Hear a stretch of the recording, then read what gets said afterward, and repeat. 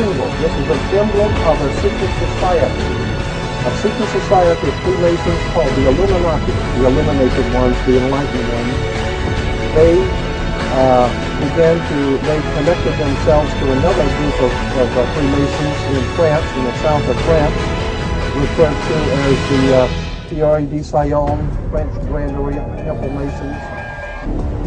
And the 1776 at the bottom is 1776. A lot of people think it's because of the country being founded in 1776. It has nothing to do with that.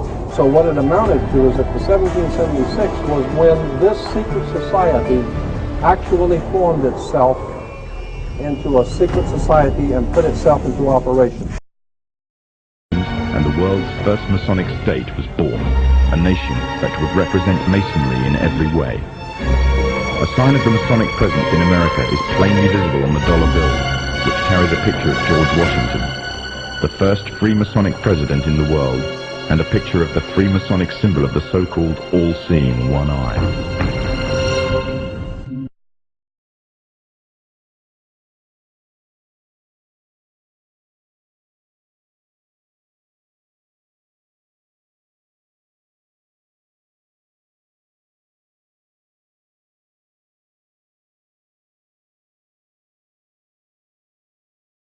Nuit Corruptus, Novus Ordo Seclorum, and that was in 1774 that the Bavarian Illuminati drew up their plans for what they were going to do in America and how they were going to do it.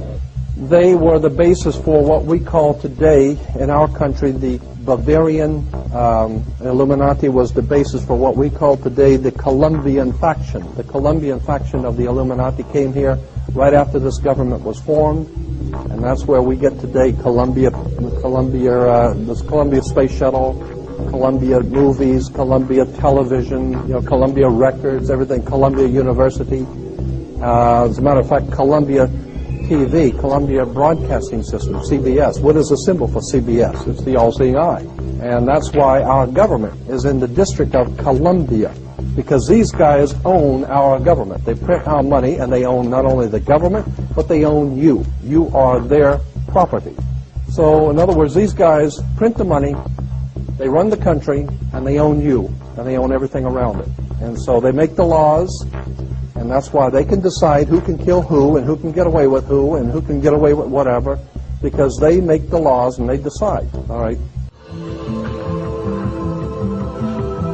Iraq was the home of the very advanced culture going back to 4000 BC down to around 2000 BC of Sumer.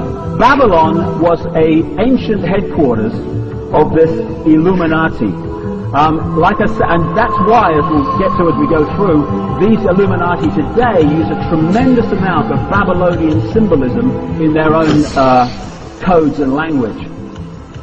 This is the area I'm talking about. Egypt came into it as well, but this area was crucial. These families exported themselves out into Europe, where they became the aristocracy of Europe and the royal families of Europe. When you go back to Babylon, you find that they worship the trinity of Nimrod, the father, who they symbolize as a fish, Minos Tamos, the son, Queen Semiramis.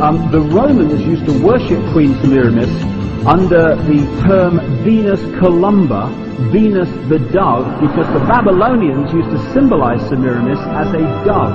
In French, the word for dove is Columba. The goddess, Queen Semiramis, as portrayed on an ancient coin. I've seen her somewhere before. When I research these secret societies, I have found that at the very heart and core of all these secret societies lurks the Kabbalah. The Kabbalah is the ancient Jewish mysticism. It is a method of encoding information through a system of mathematics and numbers. It is some of the most ancient knowledge that man has ever possessed and has been kept secret and given only to those who have proven themselves worthy through the process of initiation. Nobody knows where it comes from. I can tell you this, it was there long before the Jews came along. The Jews just took it and preserved it, and they passed it down, and it's used by everybody. because it's at the heart and core of the secret knowledge, the metaphysics, the real science that none of us know anything about. These people that belong to the secret societies never dared to write down in any language what they knew, what it was that they were guarding, because then someone could steal it and then the secret would be out. So they devised secret systems of encoding the secrets of the ages, the knowledge, the hidden knowledge, the occult. So they took this knowledge and they made it occult through a system of encoding, encryption, one of which is mathematics, numbers. Another is architecture.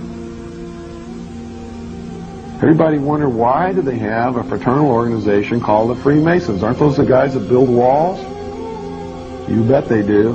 But every wall they build contains the secrets that have been kept and maintained throughout the ages, and it's encoded in the architecture and in the measurements of the buildings and in the mathematical formulas used to derive the geometry, the shape, the length and breadth and height of rooms, all encoded there.